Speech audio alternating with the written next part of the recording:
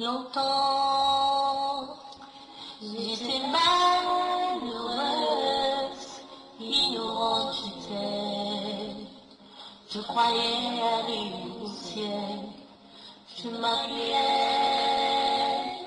sur mes œuvres et ma vie, croyant être juste devant Dieu. Longtemps, j'étais malheureuse, ignorante j'étais. Je croyais aller au ciel, je m'appuyais sur les œuvres de ma vie, croyant être juste devant Dieu. Un jour j'écoutais la parole, Moïse et les prophètes. J'avais mal, les os tremblaient à cause de mon péché. Sans issue désespérée, je brûlais en enfer. C'est alors que Jésus-Christ m'a tenu par la main. Un jour j'écoutais la parole, Moïse et les prophètes. J'avais mal, les os tremblaient à cause de mon péché. Sans issue désespérée, je brûlais en enfer. C'est alors que Jésus-Christ m'a tenu par la main. J'ai reçu la parole, Jésus l'agneau de Dieu. Je ne suis plus esclave, gloire à mon Sauveur. J'ai reçu la parole, Jésus l'agneau de Dieu. Je ne suis plus esclave, gloire à mon Sauveur. Merci Seigneur pour ton amour, merci pour ta fidélité, merci pour l'Esprit Saint, merci pour ta conduite, merci pour tout ce que tu es et tout ce que tu fais. À toi l'honneur, à toi la gloire. Fais-nous marcher sur tes voies, donne-nous ta pensée, conduis-nous par ta droite, montre-nous le chemin de ta vérité, la conduite de la vérité, délivre-nous de toute impassion et de tout mal, de tout ravisseur, Seigneur. Sors-nous, Seigneur, de tout ce qui n'agrée pas ton nom. Donne-nous de savoir en réalité quel chemin conduit à toi, pour qu'enfin nous puissions te louer, que nous puissions t'adorer, et que nous puissions t'exalter selon ce que tu es. Reçois l'honneur, reçois la gloire, au nom de Jésus-Christ. Amen. Shalom à tous les bien-aimés qui écoutent cette parole, que la paix et la grâce vous soient accordées afin de connaître la pensée de Dieu et de connaître la voix de Dieu. Nous avons compris que sans connaître la voix et la pensée de Dieu, nous ne pouvons jamais et jamais être enfants de Dieu. Nous nous étions levés et nous avons pensé que comme on va chez les féticheurs, comme on va chez les marabouts, il suffit seulement d'arriver et on fait de toi, tu demandes ce que tu veux et on commence par te montrer ce que tu veux, te démontrer ce que tu veux et tu sors de là croyant que tu es déjà devenu enfant de Dieu. Faux. Nous avons appris dans notre marche maintenant comment ce que font ceux-là et qui nous conduisent dans le chemin de la fausseté. Et l'idée principale que Dieu nous a donnée ici, pour l'instant, pour reconnaître les faux pasteurs, les faux enseignants, les faux hommes de Dieu, ce que nous avons récupéré ici, Dieu les a identifiés, donc dans le livre de Matthieu 7, à partir de son verset 21, verset 22 et verset 23, que nous avons précité déjà. ce groupe-là qui se croit être enfant de Dieu et qui se croit faire des miracles au nom de Dieu. Et Dieu va les appeler iniquité. Vous qui commettez des iniquités, ce sont des iniques. Vous avez compris ça? Nous dirons en ce jour, n'avons-nous pas fait des miracles en ton nom? N'avons-nous pas prophétisé en ton nom? N'avons-nous pas fait des guérisons et tout en ton nom? Je les dirai ouvertement.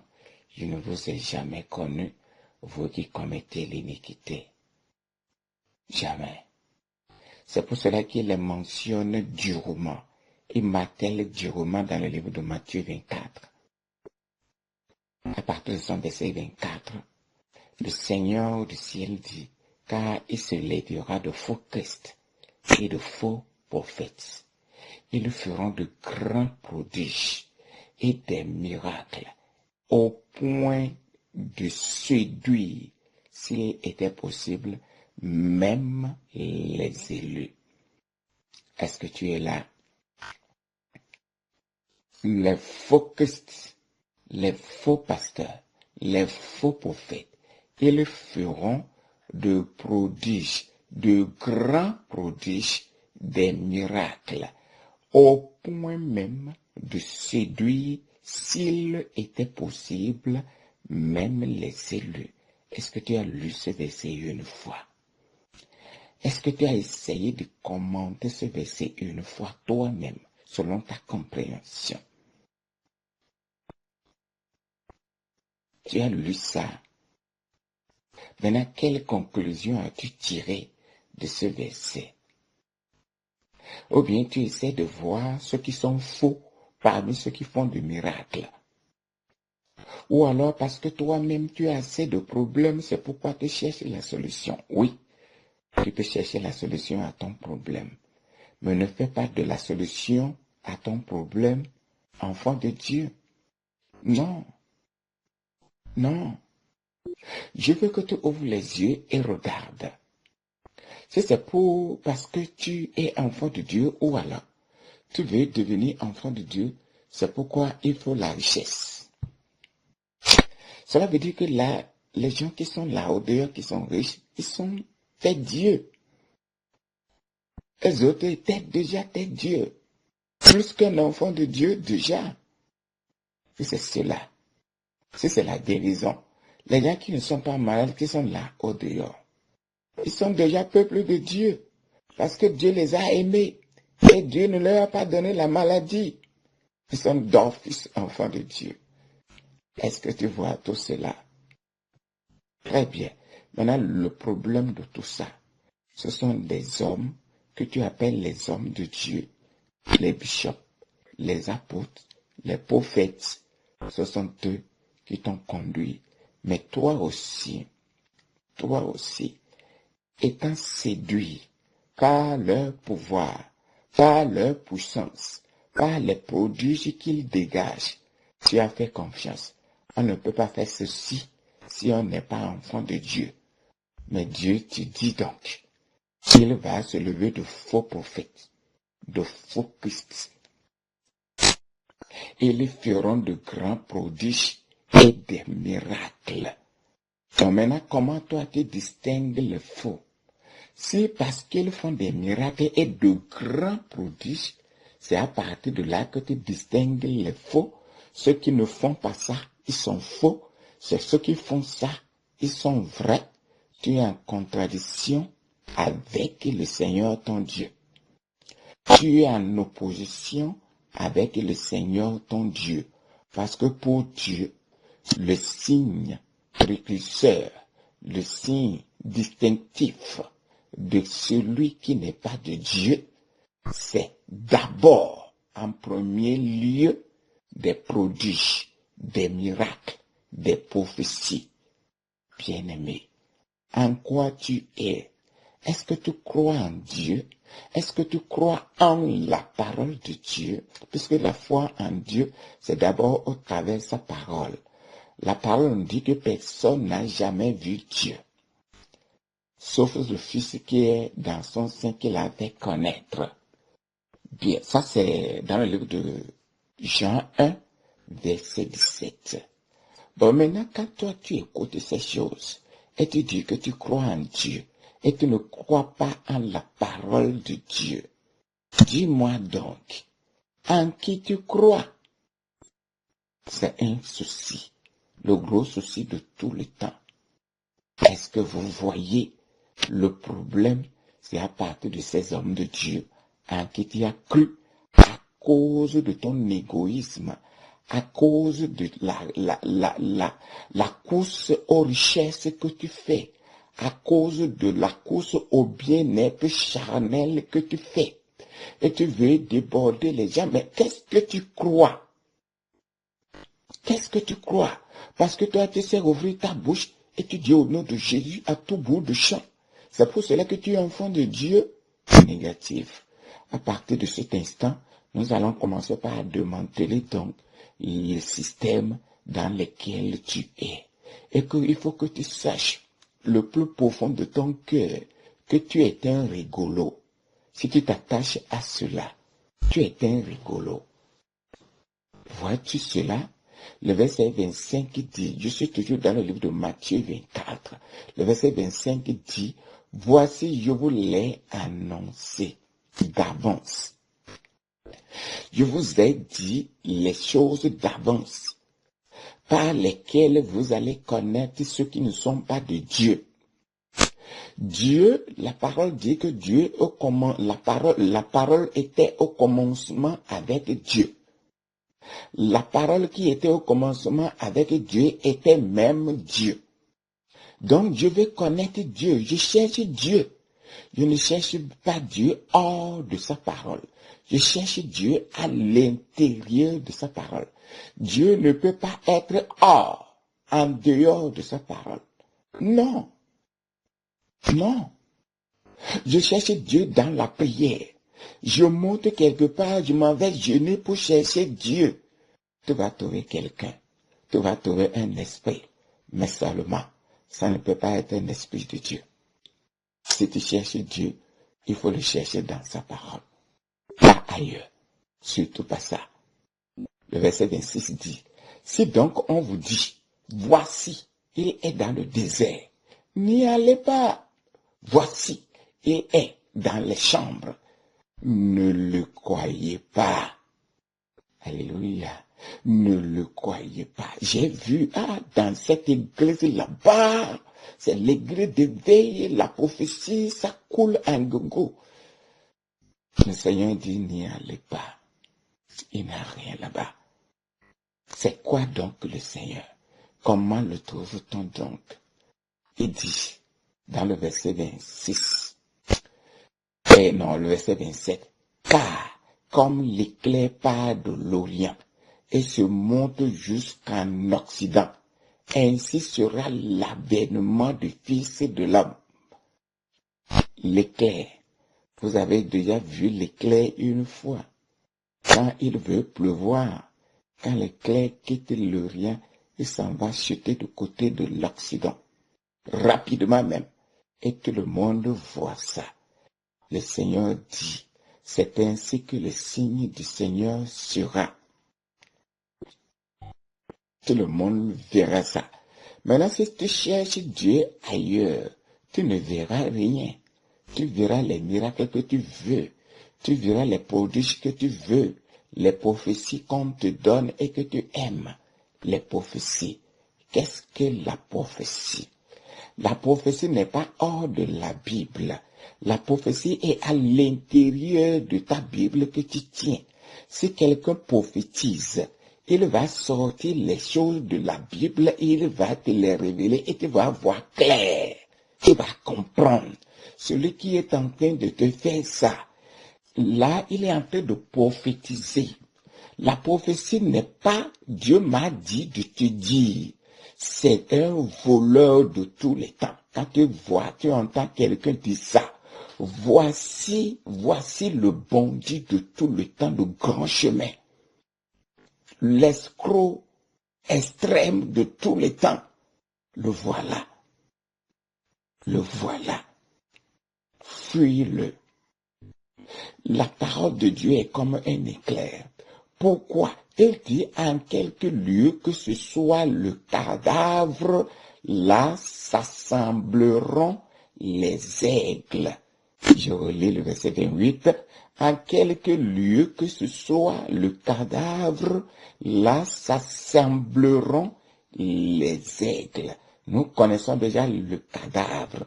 Le cadavre d'un animal, c'est un animal qui est mort et qui attire les vautours, les aigles. Maintenant, s'il y a un cadavre quelque part, on regarde en haut, au lieu de voir même le cadavre, d'abord c'est en haut qu'on regarde les aigles qui rôdent, les vautours qui rôdent dans l'air. Le Seigneur dit là-bas en bas, de là où ces oiseaux rôdent là, en bas par terre là-bas, il y a un cadavre.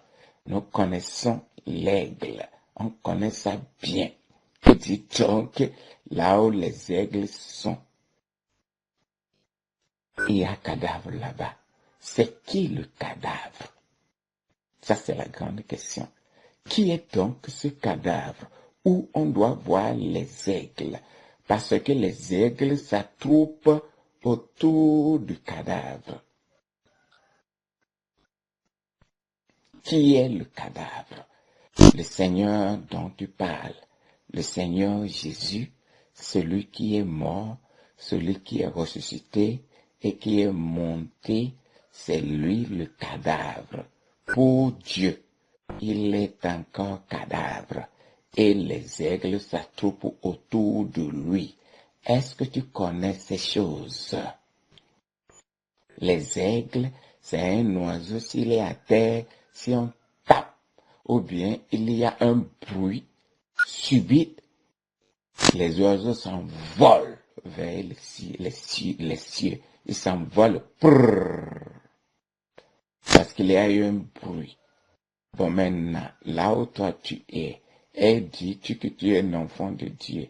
S'il y a un bruit sur la terre, es-tu capable de t'envoler subitement sous le coup du bruit? Ça, c'est la question, bien-aimé. Tu ne sais même pas que le Seigneur est cadavre. Et tu dis que tu es enfant de Dieu. Très compliqué.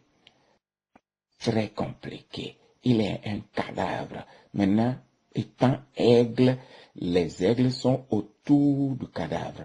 Les enfants de Dieu sont tout autour du cadavre. Et nous sommes dans la prière, nous sommes en train de parler autour de ce cadavre.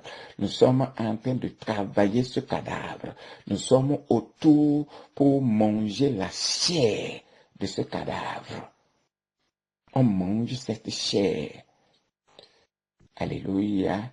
Jusqu'à ce que nous puissions le devenir et le jour que le cadavre va se lever, nous lèverons ensemble comme les oiseaux, comme les aigles. Et tout ce qui se passera sur la terre ne nous touchera pas, parce qu'il y a un bruit sur la terre.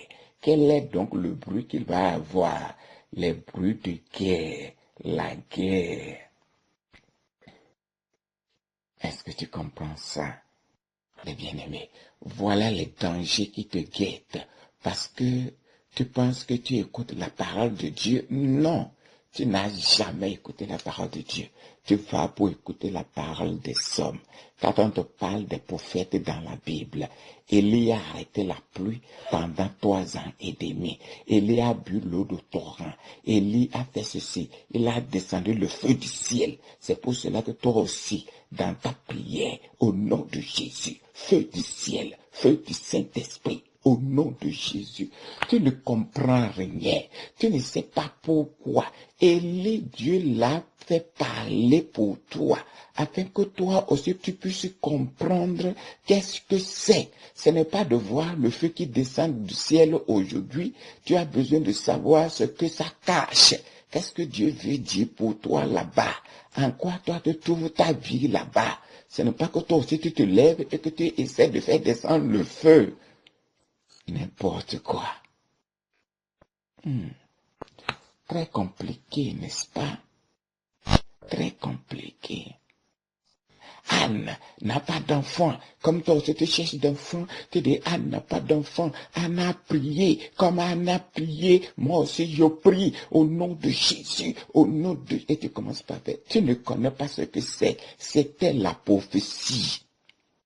Quand on parle de prophétie, Dieu se cache à l'intérieur et il cache les choses dedans, les choses qui vont arriver plus tard et comment on sera sauvé. C'est de ça que Dieu parle. Quand le Seigneur parle des guérisons, la seule maladie que l'homme souffre, c'est que l'état de son esprit est infecté, a un souci, a un problème. C'est le souci là que le Seigneur appelle la maladie. Il faut sortir de l'homme de l'état qu'il est, avec qu'il puisse commencer par voir à la manière de Dieu, qu'il puisse commencer par penser à la manière de Dieu. Ainsi, il est enfant de Dieu. Est-ce que tu es là? Alors, commençons, comprenons donc les pratiques dont les faux nous ont conduits pour que on ne puisse pas voir le soleil lever. Tu sais que tu ne vois pas que le soleil se lève et que le soleil et comment le soleil se couche. Si tu ne connais pas comment le soleil se lève et comment le soleil se couche, tu es un aveugle. Tu es un aveugle et que tu ne vois pas. Si tu n'as jamais entendu parler de Dieu à la manière que je parle depuis que nous avons commencé là, tu es un sourd. Tu n'as jamais entendu. Amen. Si tu penses que tu marches et tu vas à l'église chaque fois, en lieu de votre prière chaque fois, et tu vas là-bas, tu n'as jamais marché. Tu es un infirme, un paralytique. Jamais tu n'as bougé. Alléluia. Alléluia. Voilà la réalité de tout. Bon, maintenant, les gens pensent que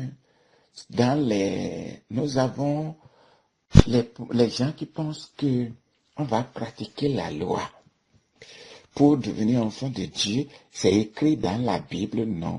C'est écrit, non. Tu vas aimer Dieu de tout ton cœur, de toute ta pensée, de toute ton âme, de toute ta force. Tu vas aimer Dieu. C'est vraiment cool. Intéressant.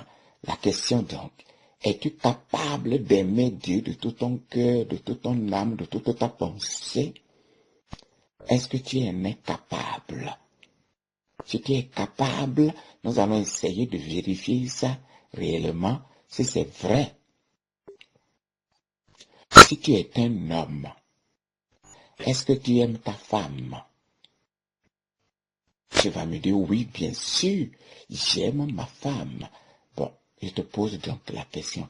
Avec quel cœur tu aimes Dieu et que tu l'aimes de tout le cœur, avec quel cœur te reste pour aimer ta femme? Est-ce que tu vois quelque chose?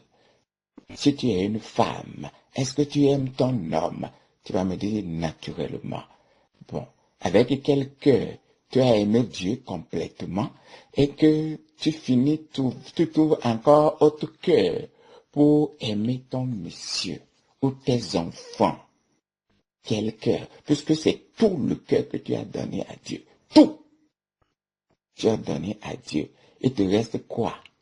Pour aimer ta femme, pour aimer ton enfant, pour aimer même ton prochain. Hein? Tu vas me dire, Dieu l'a dit, non? Il faut aimer ton prochain, non? Il faut aimer ton prochain, non? Bon, le même Dieu a dit, ramasse tout pour m'aimer. Est-ce que tu es en train d'écouter ça? Ramasse tout ton cœur, toute ta force pour m'aimer.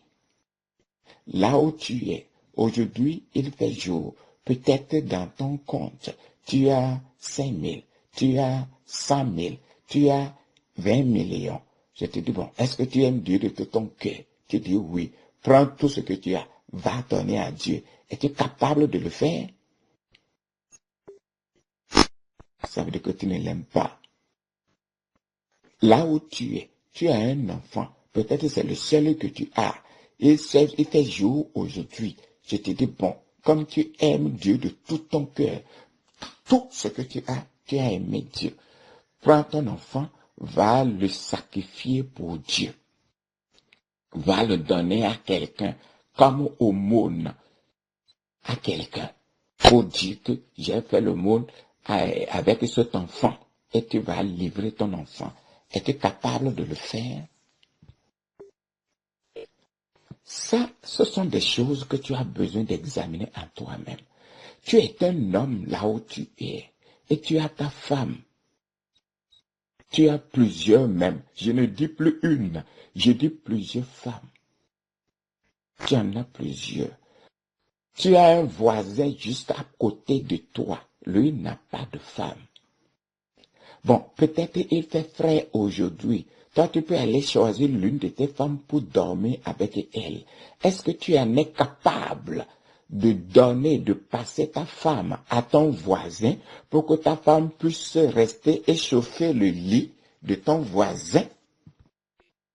Tu en es capable de faire ça parce que tu aimes ton voisin, aimes ton prochain comme toi-même. Aimer le prochain, c'est faire en sorte que le prochain puisse vivre la vie que toi tu vis. C'est ça, aimer le prochain. Tu es là, tu regardes ton prochain, est-ce qu'il a mangé? Toi, tu ne peux pas manger si tu ne sais pas que ton prochain a mangé. Dans combien de maisons tu as circulé dans ton entourage pour voir ce soir-là? Est-ce que les gens ont mangé ou bien comme il fait jour là? Est-ce que les gens ont l'argent pour prendre leur petit déjeuner? Et tu leur partages ton déjeuner et il reste un peu pour toi et tu es venu manger. Tu es capable de faire ça. Ça, c'est des moindres des choses. Je peux te situer dans chaque commandement, les 10 commandements de Dieu, chaque commandement, ton incapacité à pouvoir effectuer même pas un seul. Pas un seul. Tu ne peux pas bouger ça du toi. Mais tu te crois capable de pouvoir obéir à Dieu. C'est ce que tu crois. Amen. Ça, c'est les choses qu'on croit. Voilà quelque chose que je t'ai déposé. Est-ce que tu en es capable? Si tu n'es pas capable, dis-toi que le commandement de Dieu là, le premier commandement de Dieu là, tu as déjà échoué.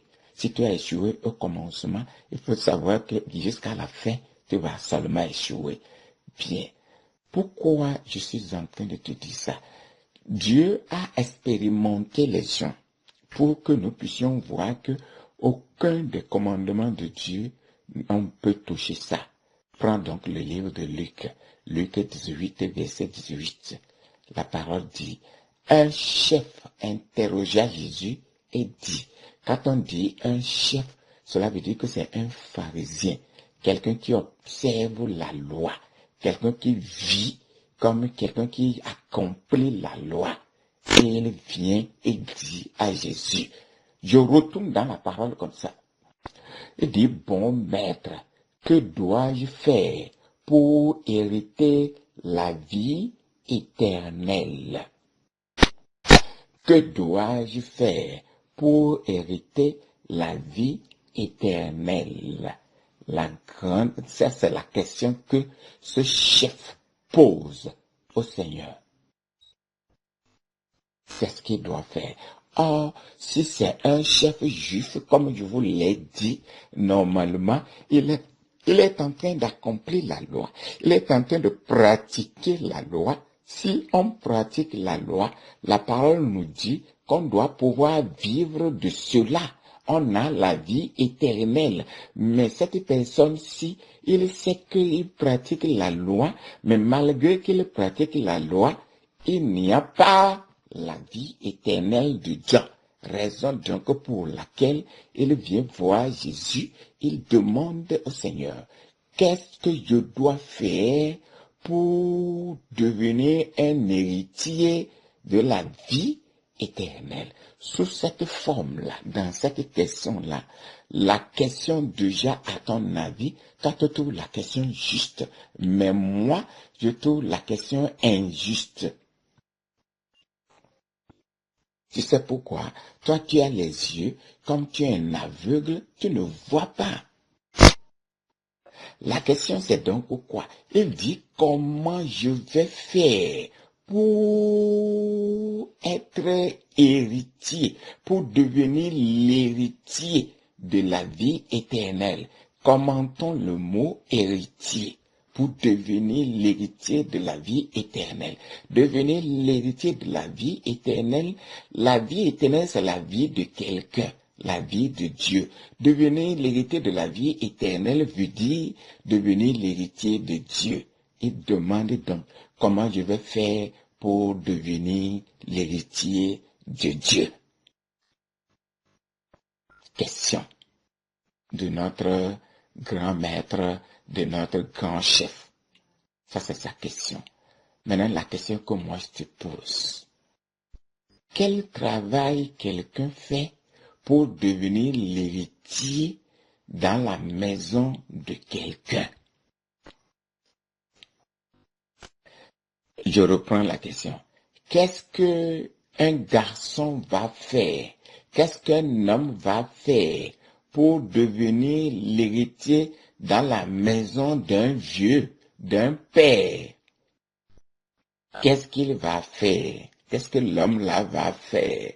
Est-ce qu'il y a un travail à faire pour devenir l'enfant de quelqu'un?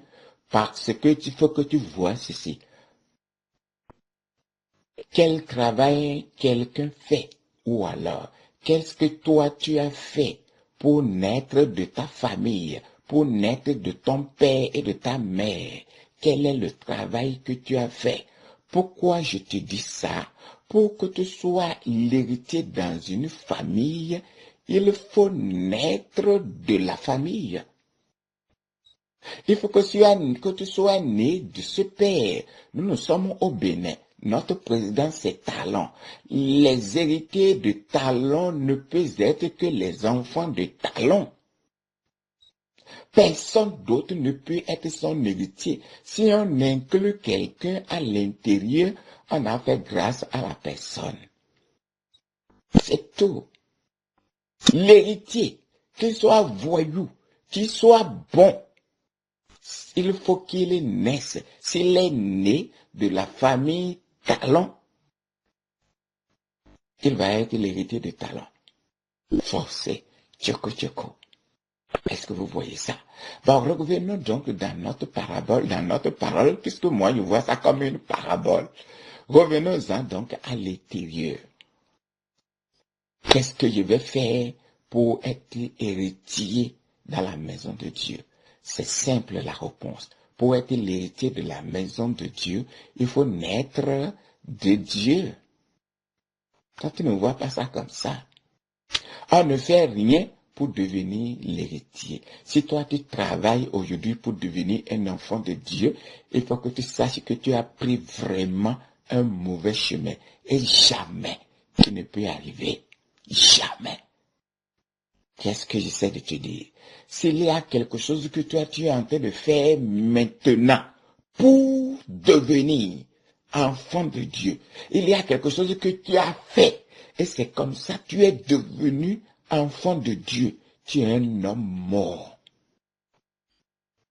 Parce que tu es un cadavre ambulant.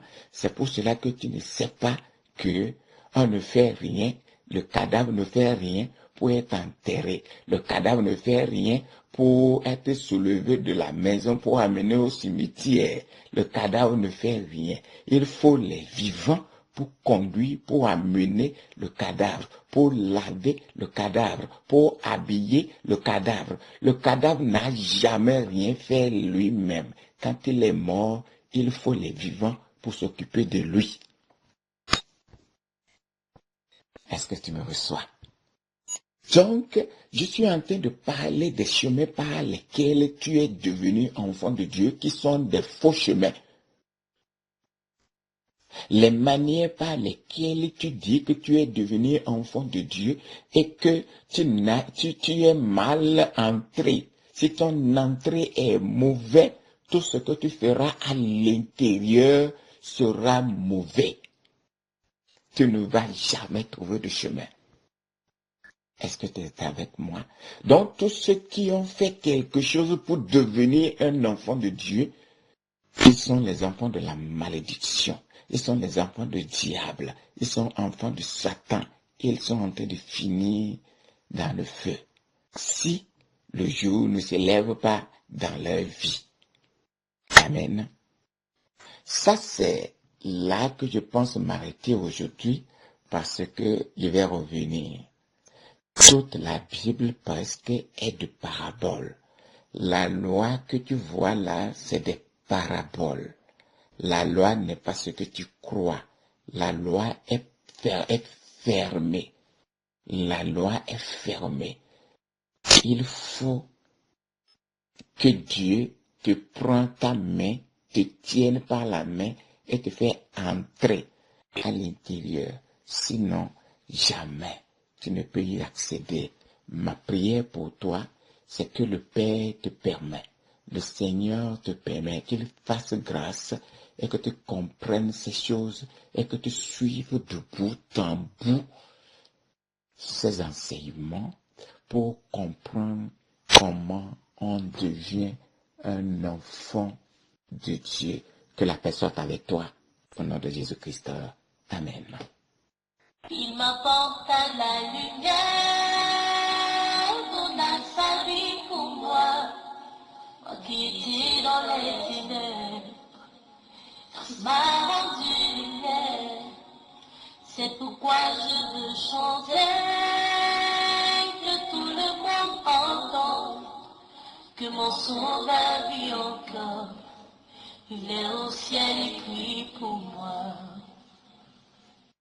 Il m'apporte à la lumière, donne sa vie pour moi, moi qui étais dans les ténèbres, Christ m'a rendu lumière, c'est pourquoi je veux chanter, que tout le monde entende, que mon sauveur vit encore, il est au ciel et crie pour moi. J'ai reçu la